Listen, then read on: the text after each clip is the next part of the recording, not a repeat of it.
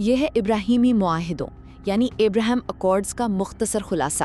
تو ہوا یہ کہ 2020 میں امریکہ بیچ میں پڑا اور اسرائیل کے کچھ عرب ملکوں جیسے UAE اور بحرین کے ساتھ تعلقات نارمل کروائے۔ بظاہر تو امن کی بات تھی، مگر اصل مقاصد پر کافی سوال ہیں۔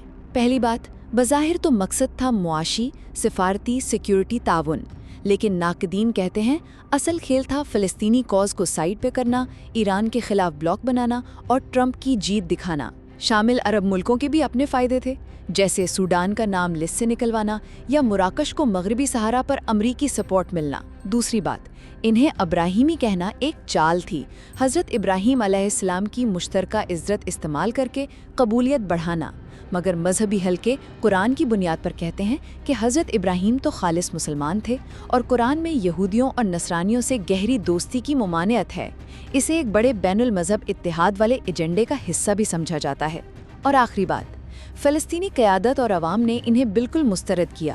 ان کا ماننا ہے کہ یہ ان کے حقوق پامال کرتے ہیں، مسئلہ فلسطین کے حل کو نقصان پہنچاتے ہیں اور اسرائیلی توسیع پسندی کو مضبوط کرتے ہیں۔ عرب عوام میں بھی شدید مخالفت ہے۔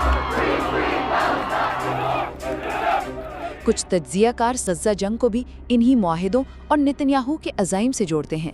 پاکستان میں بھی ایسے کسی معاہدے میں شامل ہونا اصولوں کے خلاف سمجھا جاتا ہے۔